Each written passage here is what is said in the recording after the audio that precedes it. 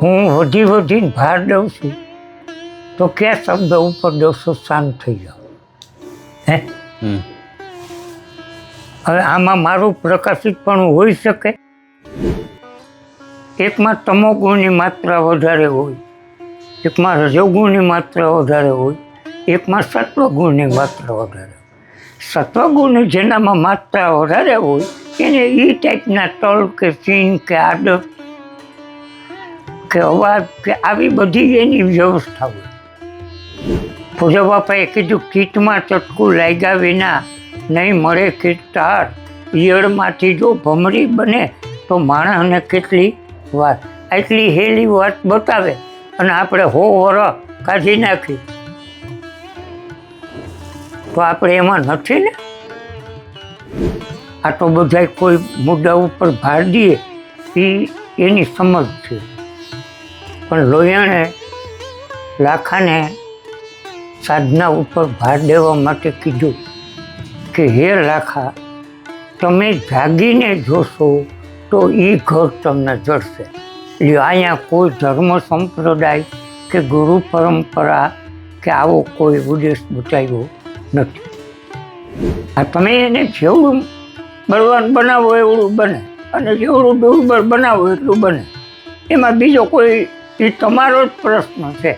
એ સાધનાથી કોઈના આશીર્વાદથી કે આ બધું છોડી દો તો બની જાય એવું નથી. હવે આપણા જીવનનો ઉદ્દેશ અને આધ્યાત્મિકતા શું છે? મનનો લય. હવે ગમે તે કરો એમાં મન તો ભેગું જ હોય એટલે બદલતા નથી. તમે પ્રશ્ન પકડો છો. શું પકડો છો? પ્રશ્ન. અને અમને આ કાંઈ છે નહીં એવું સમજાઈ ગયું એટલે અમે સરળતામાં જઈએ. પ્રશ્ન કોઈ પકડી નહીં. વાતના અનુસંધાને એમ કંઈ કામ ન હોય, આમ હોય બસ એ કહેવા પૂરતું. બાકી એનાથી કોઈ હૃદયમાં કોઈ પણ જાતનો આવેશ કે દ્વેષ કે રાગ કે કાંઈ હોતું નથી. જે છે આ જગતમાં એ શબ્દમાં છે, હકીકતમાં કાંઈ છે નહીં. જન્મ જેવી વસ્તુ નથી તો મરણ ને પાપ ને પુણ્ય ને દુઃખ ને સુખ સ્વર્ગ નર્ક ક્યાંથી હોય? અને એ બધાએ જે શબ્દકોશ આપ્યો છે એનો ઉદ્દેશ હોય કે ભ્રાંતિ બતાવો તો એમને કર આવી જાય છે એમ. તો આમાં તમે સંપૂર્ણ લૂંટી લ્યો કોઈ પ્રશ્ન નથી અને ન લૂંટો તો મારે માટે કોઈ પ્રશ્ન નથી. એટલે એના આપણે નામ આપીએ છીએ અહંકાર, પણ મુદ્દો અંતકરણ. જેમ મારું આ રહેવાનું ઘર છે ને એવું મારું અંતકરણ મારા હોવાપણાનું પ્રકાશિતપણું છે અને એ મારું કેન્દ્ર છે. એને મન બુદ્ધિ ચિત્ત અને અંતકરણ શાસ્ત્રની ભાષામાં કે જ્ઞાનના ગ્રંથમાં 4 નામ આવે, અહમ નો આવે. શબ્દને નથી લીધો એને. ઓકે, પણ તો બાપા મારે અહંકાર વિશે સમજવું છે. અહંકાર શું છે? હું ગમે એમ કરીને મારું હોવાપણું પ્રકાશિત કરીશ, આને અહંકાર કહેવાય. ગમે એ ક્ષેત્રમાં. સમજાઈ ગયું? ક્યાંય તમને ભાઈ સાહેબ બાપા નહીં કરું.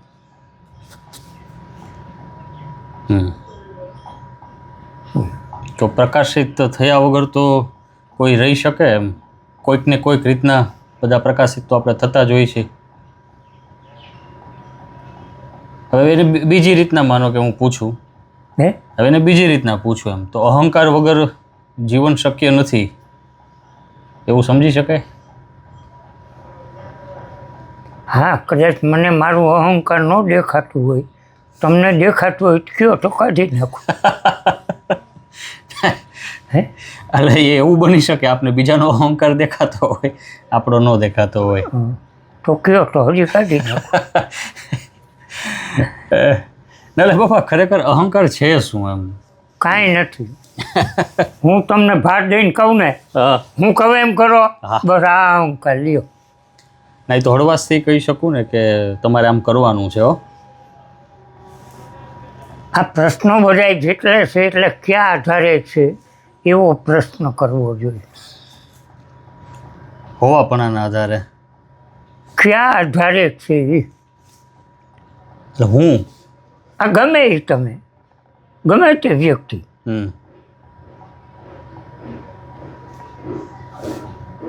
હું વધીને ભાર દઉં છું તો ક્યાં શબ્દ ઉપર દઉં છું શાંત થઈ જાઓ.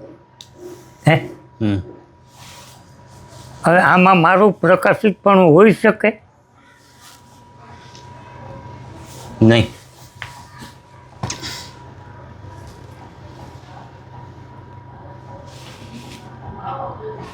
સમજાઈ ગયું ને? પછી હું તમારી હાયા ન કરું એનો અર્થ એ તો નથી ને કે મારી અહમ છે એમ.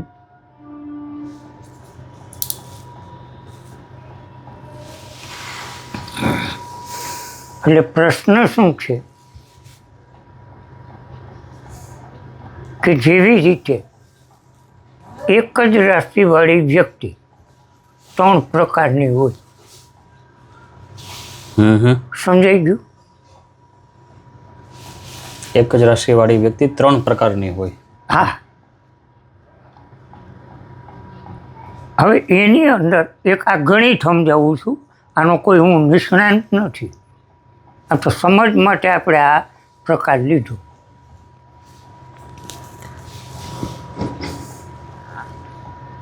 પછી એ ત્રણેયના જીવનની અંદર એનાથી સૂક્ષ્મ ચિહ્નો, એનાથી સૂક્ષ્મ ચિહ્નો અને એનાથી સૂક્ષ્મ ચિહ્નો હોય. એટલે જે વ્યક્તિ જેવી નિષ્ણાંત હોય ને એ નક્કી કરીએ કે આ મને આ ટાઈપનો છે, કાંઈ ન બોલે તો.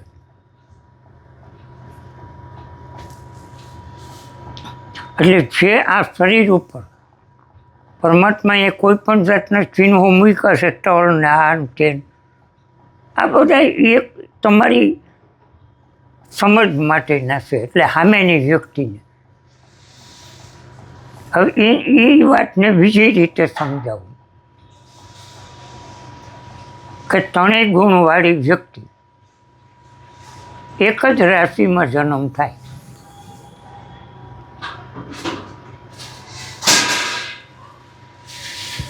હવે એ જે માણસ એકમાં તમોગુણની માત્રા વધારે હોય, એકમાં રજોગુણની માત્રા વધારે હોય, એકમાં સત્વગુણની માત્રા વધારે હોય. સત્વગુણની જેનામાં માત્રા વધારે હોય એને એ ટાઈપના તળ કે ચીન કે આદત કે અવાજ કે આવી બધી એની વ્યવસ્થા હોય. રજોગુણી હોય એની એવી વ્યવસ્થા હોય. નકર તમે ઇન્સર્ટ મારો હો તો મને આવડે તો ખરા ને, મારી હકું ને. બિલકુલ. કે ન મારી હક. જી. લગ્ન કર્યા તે માર્યું હતું ઇન્સર્ટ. હા. પણ સવારે થયું તેમાં બધી નિષ્ફળતા મળી તો હવે આ કોઈ જીવનમાં બૂટ મોજા કે ઇન્સર્ટ નહીં મારું. સફેદ કપડામાં આવી ગયો, સૂટ ઉતાર્યા પર પહેર્યું નથી પાછું.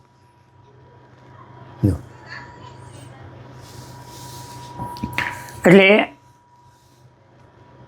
નકર આ વિષય પરમાત્મા વિષય એટલો સહેલો અને સરળ છે કે એની કોઈ સીમા નથી. તમને હમણાં પૂછવામાં આવે કે તમે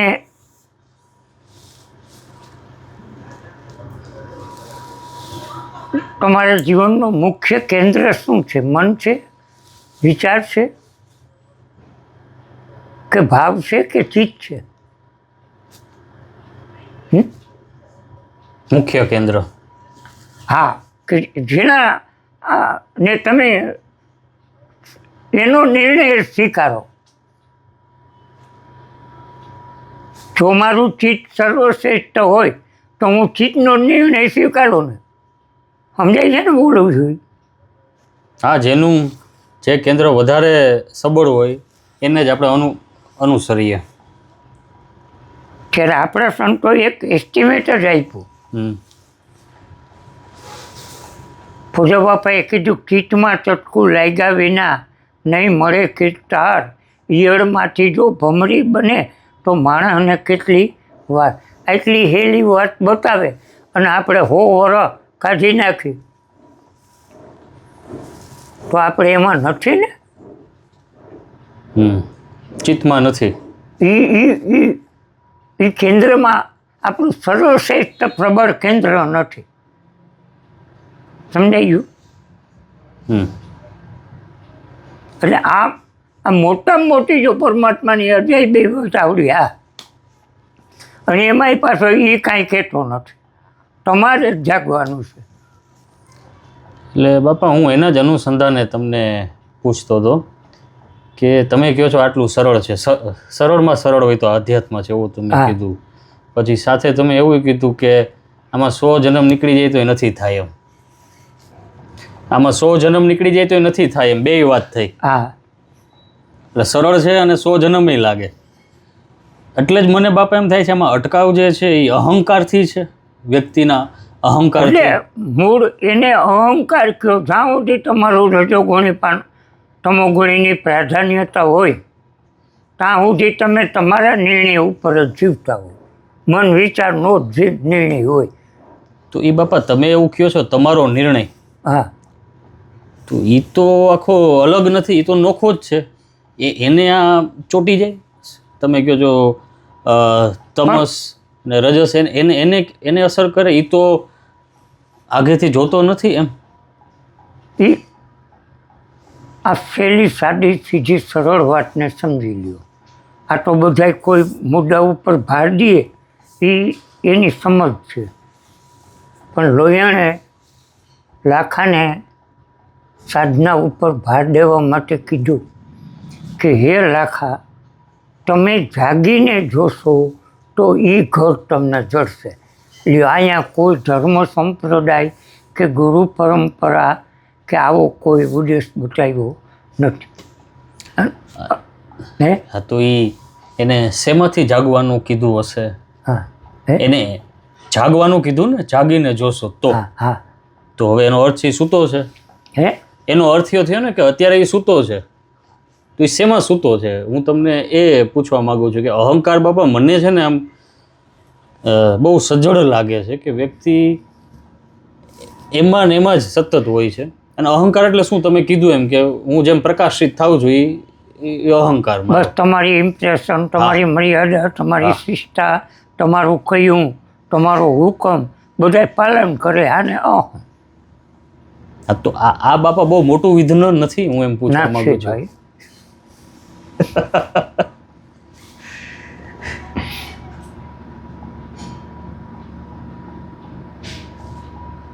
આ તમે એને જેવડું બળવાન બનાવો એવડું બને, અને જેવડું દુર્બળ બનાવો એટલું બને. એમાં બીજો કોઈ, એ તમારો જ પ્રશ્ન છે. એ સાધનાથી, કોઈના આશીર્વાદથી કે આ બધું છોડી દો તો બની જાય એવું નથી. હા, એટલે આપણે તો એવી વાત નથી કરતા કે ના, હું વાત તમને સમજાવું છું. ત્યાં સુધી તમારો સ્વભાવ સરળ નથી બેન. વાત એટલી. હાલ એનું મારણ, આપણે એના મારણની વાત કરવાની છે એમ. જો મેકરણ બાપા કહેતા હોય કે ખેતર જેવડી રાપડી અને કેસે બૂઢો કાપડી, આપણે ઉઠલું માર્યા કરશું પણ ખેતર જેવડી રાપડી બનાવશું નહીં, તો આ સેજે ઓલે સેજે જવું પડે.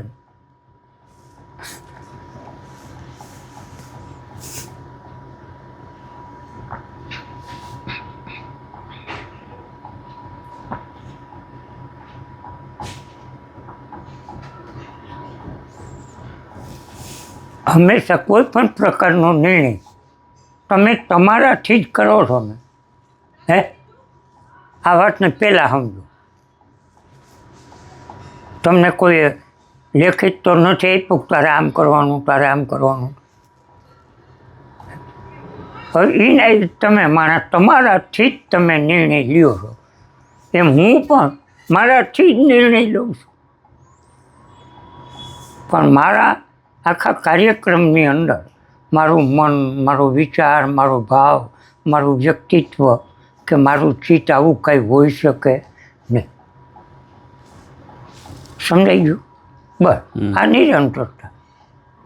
અને આજે સવાર બપોર હાંજ થાય, શિયાળો ઉનાળો ચોમાસું થાય, જન્મ જીવન મૃત્યુમાંથી પસાર થાય, એ તો બધાય થાય છે, અમે થાય જ છે ને.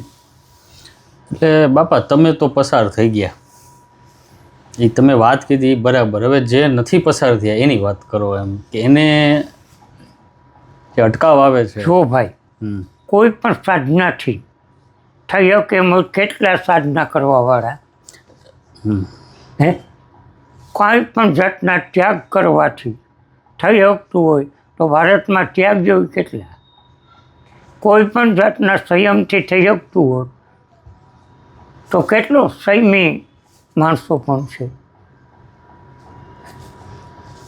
હવે તમને એટલી બહુ કથા નથી સમજાતી કે હું કાંઈ પણ કરું તો એનો અધિપતિ કોણ હોય? મારું મન. સમજાઈ ગયું? હવે આપણા જીવનનો ઉદ્દેશ અને આધ્યાત્મિકતા શું છે? મનનો લઈ. હવે ગમે તે કરો એમાં મન તો ભેરું જ હોય, એટલે બદલતા નથી. એટલે બાપા હું એ જ તમને, તમે સરસ વાત કરી કે આટલી બધી સાધના કરે છે, ત્યાગ કરે છે, સંયમ કરે છે. આ કંઈ કરે છે બધું મન જ કરે હે ને? ના, હું તમને બાપા એ જ કહું છું, વ્યક્તિને પ્રકાશિત થવું ને સૌથી પ્રિય વસ્તુ છે. મને આમ હું પ્રકાશિત થાવ ને તો જ મને મારું હોવાપણું લાગે છે. તમે જે વાત કરો છો એ હસ્તી મિટાવી દેવાની વાત છે, પણ આ બાજુથી હું વાત કરું તો હું ગમે તે રીતના પ્રકાશિત થાવ તો જ મને ગમે. પછી હું ત્યાગ કરું તો એ પ્રકાશિત થવાનો, સંયમ કરીશ તો એ પ્રકાશિત થવાનો, કંઈક સાધનામાં બેસી જઈશ તો એ પ્રકાશિત તો થવાનું. તો એ મારો અહંકાર મને ફોર્સ કરે છે કરવા માટે, એવું બાપા મને લાગે છે.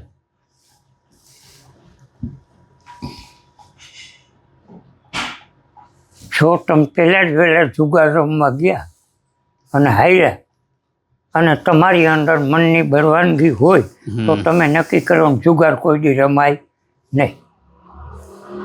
સમજાઈ ગયું? બસ. અને એમાંય જીતા એટલે મન ગાઈઠનું તમને હરખ પદુડા કરે.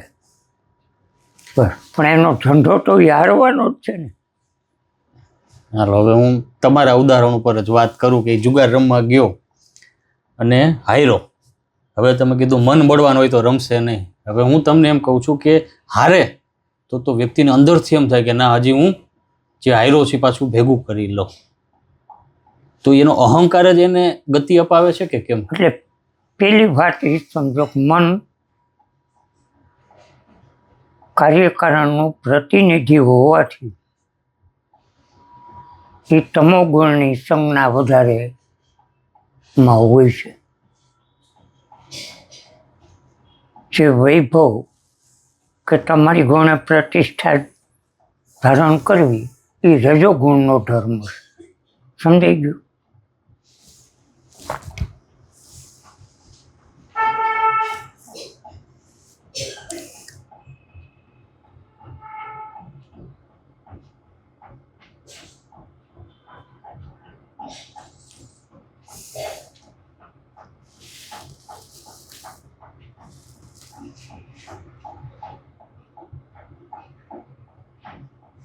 કાંઈ પણ કરવું નહીં એ મન કરે છે. બસ. ગમે એ કરે.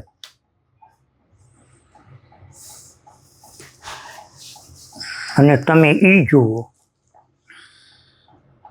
કે મારો આનો એસ્ટિમેટ આવ્યું એટલે મેં નક્કી કર્યું કે આ જીવનમાં હું કાંઈ કરીશ નહીં અને કાંઈ થાઈશ નહીં. છતાંય જો આ કહેશે તું બનાવો રાન કોઈ આવી ગયા ના ગાડી પાછી પાટે ચડી ગઈ, પણ છતાંય હું વ્યક્તિ તરીકે તો પ્રકાશિત નથી થતો ને. કોઈ સંત છું, મહાન છું, સર્વશ્રેષ્ઠ છું, આવું કંઈ નથી કરતો ને.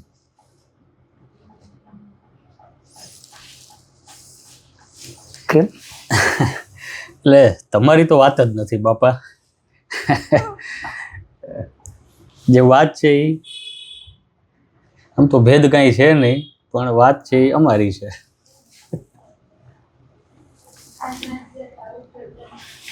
ઓલો જે નથી ને એ ગમે એ રીતે પ્રકાશિત પણ પોતાનું સ્થાપિત કરશે.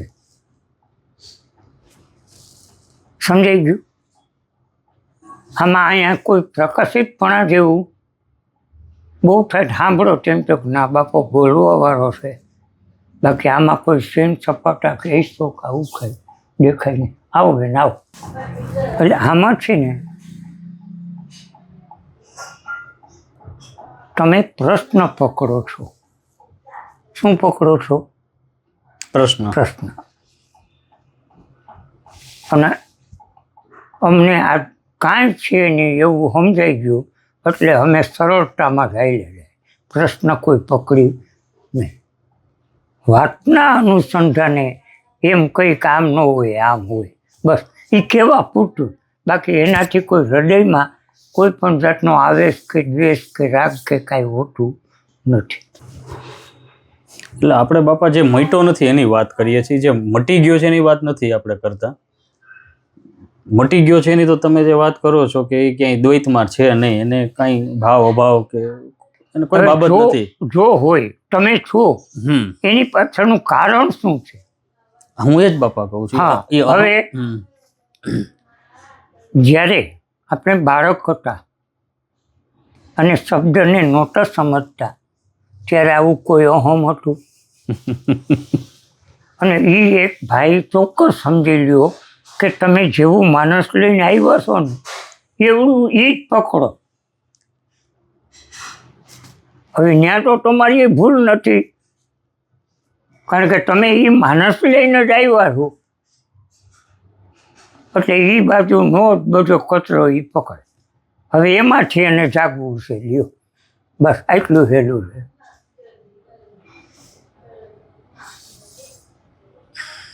જો આ કાંઈ કોઈ પણથી જાગી જતો હોય તો કરવાવાળાનો અનંત પ્રકારના વ્યક્તિઓ. આપણે બાપા જે વાત કરીએ છીએ ને એ પોતાના ઉપર જ કામ કરવાની વાતના સંદર્ભમાં વાત કરીએ છીએ. અને એમાં જ જ્યારે તમને તમારી અંદર અહંકાર દેખાય છે, હવે દેખાણો પછી હારે તમને એ દેખાણું કે અહંકાર હું નથી. મને લાગે છે હું બોલું ને જ્યારે કે આ હું, આ મારું, ત્યારે હકીકત એ હું નથી. એટલે હું તો છે જ નહીં, પણ એ બોલનાર નથી બોલતો, એ અહંકાર બોલે છે.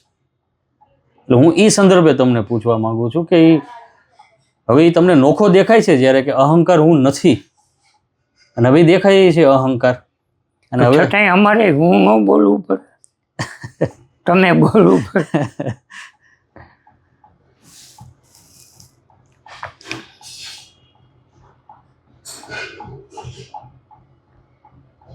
ના પણ બાપા એક ભેદ દેખાય.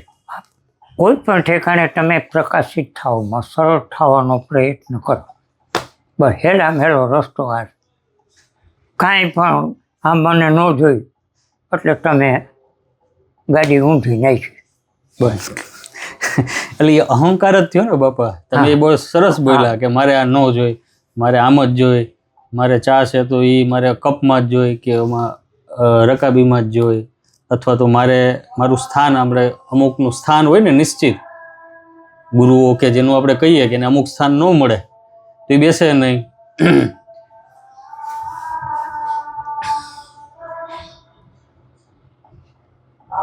આમાં શું છે કે જ્યારે શરૂઆત કરી ને મારી ત્યારે હું સીધો નિષેધ કરતો કે એમ ન થાય એમ.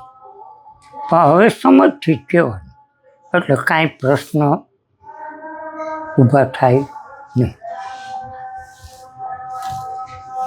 અને માણસ તે શબ્દને તમારી જેવી સમજ છે એ ટાઈપ પર તમે ઢાળ આપી દેવાના છો. ના બાપા સાવ એવું થોડું છે તો વિકાસ કેમ થાય? અથવા તો યાત્રા કેમ? વાત જ એ કરું છું ભાઈ. આ તો આ કેવું થયું? એક ગામડામાં ગયો એટલે આમ પગ ઉપર પગ ચડાવીને બેઠો હતો. એટલે વાતમાં મેં એમ કીધું કે હું નથી. એટલે એ બીડી પીતો તો અંગૂઠે બીડી હડાડી. એને શરીરને પકડ્યું કે શરીર હું નથી. મારો ઉદ્દેશ તો એવો ન હોય ને. તમારે હા તમે શરીરના પેલા સંદર્ભમાં નહોતા કહેતા. એટલે આ બધું કામ એવું છે કે માણસ છે શબ્દના વળાંકને કઈ રીતે હવે આ નાના છોકરા ચડીને બેનું જતી હોય ને એમાં એની નજર પડે ને મારી પડે એટલે આમ કરવા મળે. એટલે એ ઘણા બેનું એની રીતે બોલે, ઘણા એની રીતે બોલે, ઘણા સામે આવીને કે બાબા તમારી એ દોસ્તી કરે, મેં લાવો તે પરણાવી દઈ, બીજું શું થાય.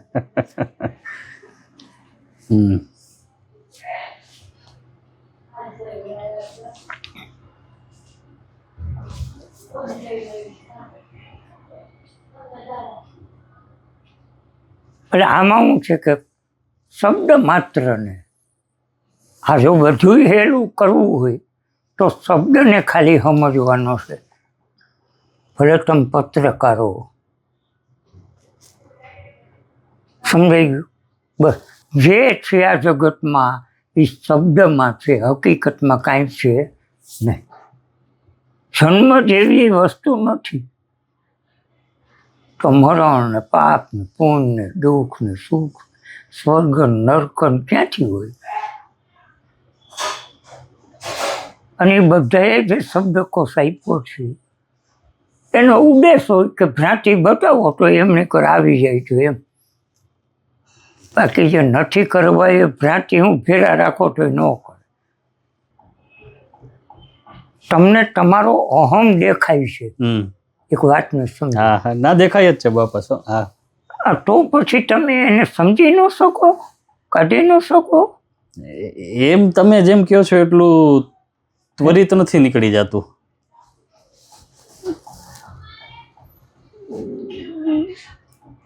અને એ સ્પષ્ટ છે ને, કૃષ્ણ ભગવાને કીધું કે અર્જુન આને શસ્ત્ર છેદી હગે નહીં, અગ્નિ બાળી શકે નહીં, પાણી પલાળી શકે નહીં અને પ્રાણ પવન સૂકી શકે.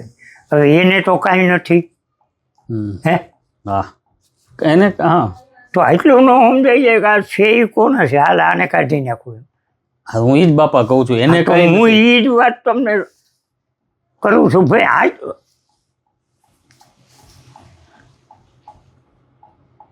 તમે ખાઓ અને પેટમાં દુખે તમારે ધ્યાન આપવું પડે ને કે આ હું ખાધું હતું પેટમાં દુખ્યું, કે રીંગણા ખાધા હતા હવે ન ખવાય.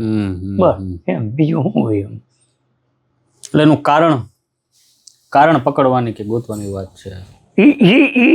એને જાગવાનું કીધું. બસ. અને જ્યાં સુધી આપણા મનનું અસ્તિત્વ છે ને ત્યાં સુધી કારણ જ પકડશે. આ મનનું મોટામાં મોટું દુર્ગ. હવે એ એવી હિંમત કરીને નહીં કહી દે કે નથી તો નથી, હાલ.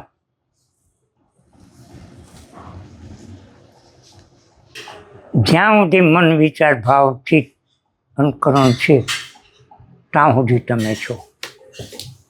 આ તમારો ખ્યાલ જ ત્યાં તૂટી ગયો હોય, એ ખ્યાલ જ્યાં સુધી એને નહીં સમજી શકે ત્યાં સુધી આ પ્રશ્ન હલ થઈ શકશે નહીં. કોઈ પણ પ્રશ્નને હલ કરવો હોય તો તમારા ખ્યાલની અંદર, કારણ કે આના અંદર રોમે રોમમાં એ ખ્યાલ ફરે. 52 બજાર છે, 52 બજારમાં એ ફરે. એટલે 52 જાતની સંવેદના આપણને થાય છે. હવે એમાં આપણે પાછા પ્રિય અને અપ્રિય ફેરવું કર્યું, આ ગમે ના ન ગમે. એટલે કહો કે ત્યાં સજાગ રહીએ ને.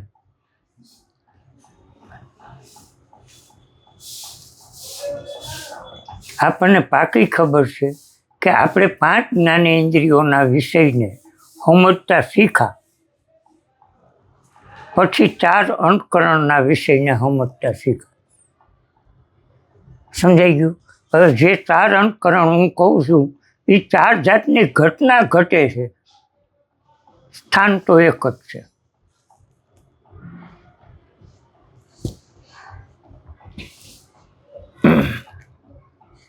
કે જેવી રીતે ચિત્ત ચલાયમાન થયું એટલે તરંગ ઉઠે. હવે તરંગ ઉઠે એ તમારા હોવાપણાનો ભાવ થયો. સ્વભાવ થયો. હવે એ ચલાયમાન થાય, કારણ કે તમારું અહીં હૃદયમાં પ્રિયપણું પીડ્યું હોય, અપ્રિયપણું હોય. એ તરંગ ન્યા બેહે ને એટલે તરત જ પ્રિય અને અપ્રિયપણાનો વિચાર આવે. વિચાર આવ્યો એટલે તમે કરવા જવાના જ છો. જાઓ એટલે એ તમારા ભાઈને મનમાં જાય, મનમાં કામ થાય. અને જો મળી જાય તો આનંદ થાય, ન મળી જાય દુઃખ થાય. લ્યો, આ આપણું જીવન, આમાં જાગી જવું છે. એક કોઈ જગાડી નહીં દે, અને ગમે તે કરશો છતાં જાગશો નહીં. રાજચંદ્રજી સાદી ભાષામાં બોલ્યા, કર વિચાર તો પામ. હવે તમે તો લેખક છો, પત્રકાર છો, કઈ ઉસ્તાદ છો, કરો જે વિચાર એમાં. હવે આને કોઈ વસ્તુને મહત્વ આપ્યું રાજચંદ્રજી, કારણ કે એ પ્યોર થઈને જ આવ્યો. ઝાડ ઉપર બેઠા હતા ત્યાં જ ભડકો થઈ ગયો. હા, કાંઈ છે. એટલે બાબા મહાપુરુષોની વાત છે એ એના અનુભવમાંથી નીકળી હોય છે. એટલે એ જ્યારે વાત કરે છે તો એના અનુભવમાંથી વાત કરે છે. જ્યારે એ અમારા સુધી પહોંચે છે તો ખાલી શબ્દ પહોંચે છે, એનો અનુભવ નથી પહોંચતો. હવે તમને એ વાત બતાવું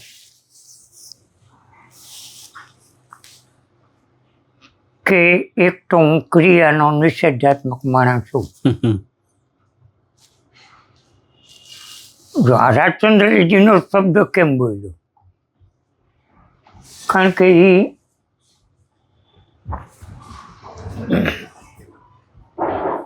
બીજો કોઈ મુક્ત થયેલો માણસ બીજો કોઈ પ્રસાદી અંદર મુક્તો નથી. આ મુક્ત થયેલી નિશાની સમજાઈ ગયું?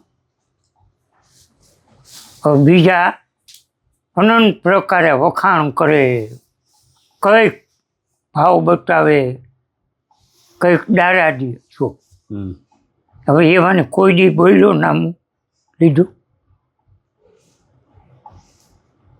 એટલે માણસ છે ને એ આ જ ધંધો કરે, બસ બીજું કાંઈ નહીં.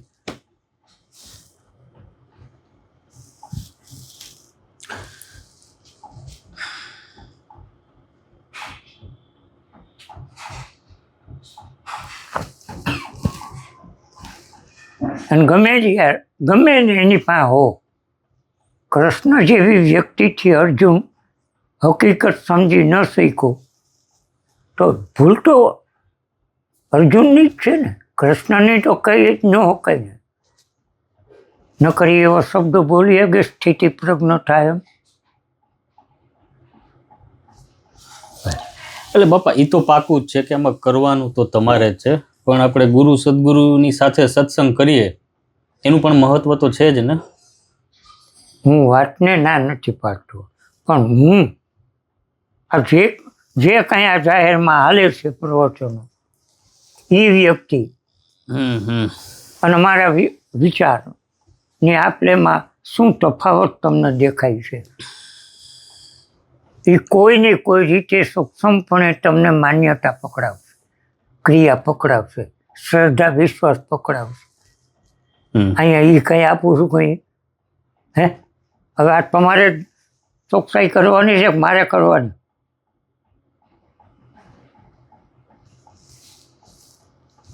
ના એટલે બાપા એના સંદર્ભમાં જો વાત કરીએ તો તમે નાદની સાધનાને તો મહત્વ આપો જ છો. અને જ્યારે હું કે તમે મન બુદ્ધિ ચિત્ત કેમ કરો નથી કરતું, એ વાત જ નથી. કોણ કેમ થાય છે એની વાત જ નથી. હું એમ કહું મને નાદ વાગે છે, હા તો બાપા નાદ વાગે એટલે એ તો કેવડી મોટી ઘટના છે. એમ એક તાર થઈ જવો જોઈએ વ્યક્તિ. એમ નાદ એટલે કઈ રમત વાત છે? હું વાત મને નાદય વાગે અને હું જે છું એનો ઈ જ છું, તો આને નાદ વાગ્યા કહેવાય એમ. નરસિંહ મહેતાએ કીધું ભૂલ્યા અમે ભાન અને શાન વાલા તારી ધૂન. આ થઈ જવું જોઈએ. હા, પણ તો એને પ્રમાણ આપ્યું અને ને હું નાદનું. કોઈને એમ કહું છું વાગવા માંડ્યા એટલે કે હવે તું બાદશાહ બની ગયો. નરસિંહ મહેતાનું તમે કીધું કે ભૂલા ભાન અને શાન એની ધૂનમાં આવી ગયા, એનું પ્રમાણ આપ્યું ને એક રીતના જોઈએ તો. હવે મને નાદે વાગતા હોય ને હું એનો એજ હોઉં તો કા મને નાદ ભાઈ એ પ્રશ્ન મારો છે. તમે હમણાં કીધું ને ક્રિયાના સંદર્ભમાં જે વાત કરી, એ ક્રિયા કોઈ મન વિચાર બુદ્ધિથી તનકરણ નથી કરતું. એ આખી ચેતનની પ્રોસિજર છે.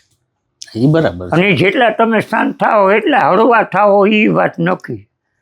અને નહીં થાવ તો નહીં થાય. પછી આમાં પ્રશ્ન ક્યાં રહ્યો? અને મારો પ્રશ્ન નથી. ચાપી જો તમે ચાપી ચાલ્યો.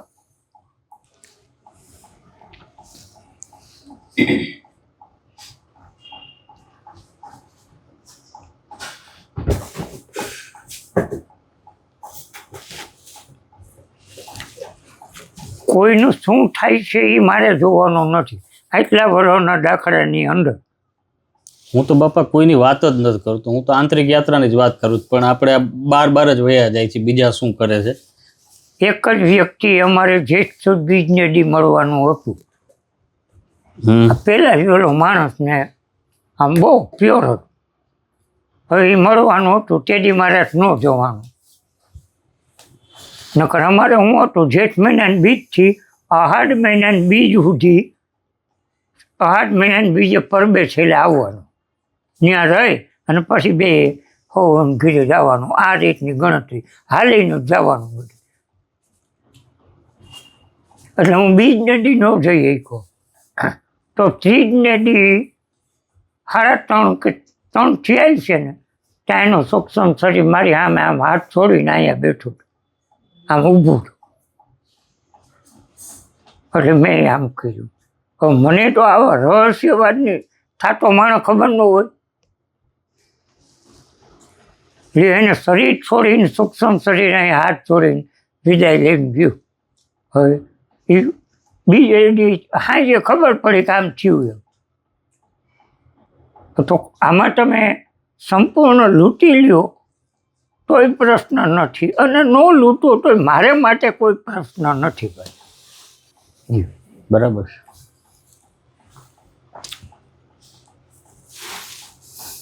અને માણસોને પોતપોતાના માનસ પ્રમાણે જ વાત કરવાનો છે, એટલે એનો હરખ શોખું કરવો. બરાબર છે. એમાં તો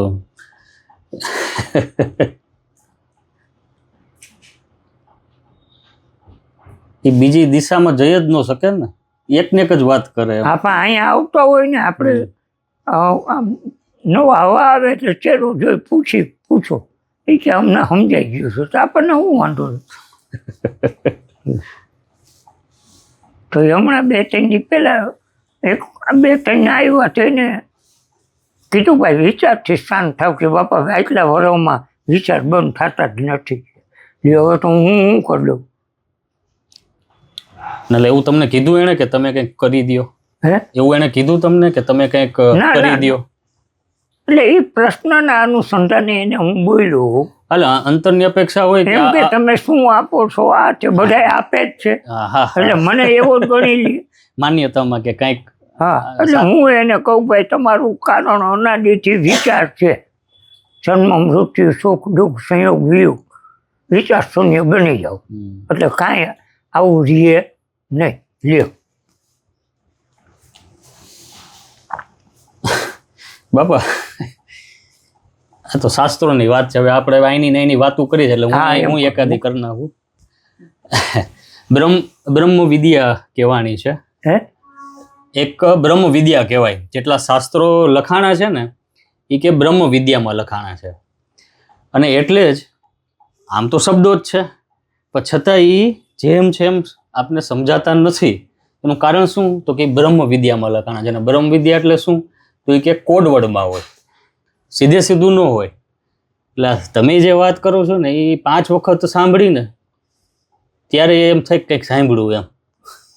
હજી એટલે તમારી વાત એ છે ને બાપા, સાંભળો પેલા, ઉભા રહ્યો.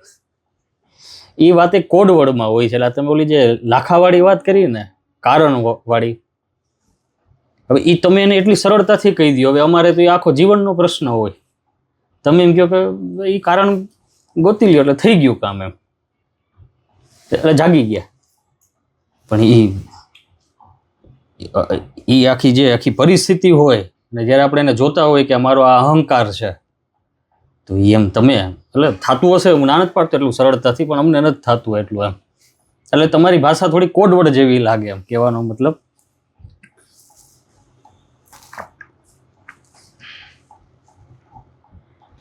જે શબ્દકોશમાં નિર્ણય હોય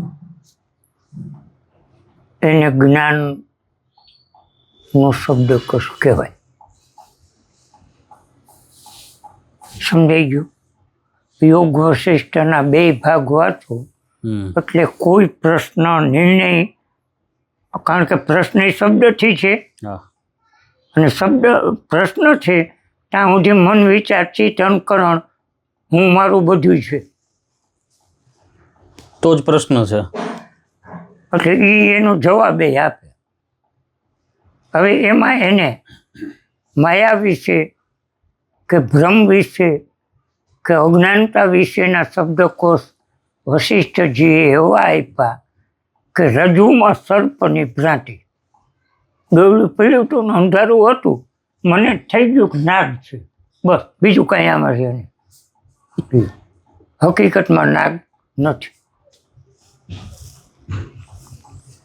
હવે ગીતાનું જ્ઞાન. કૃષ્ણ ભગવાને કીધું, હે અર્જુન તું ગૃહ્ય થા. વાતની દ્રષ્ટિએ એની નહીં છે, પણ કોણ હું એટલે કોણ? કોણ આમાં ગૃહ્ય થાય? એટલે આ બધું હાલતું જોઈએ, આમાં કાંઈ લાંબુ ન કરાય.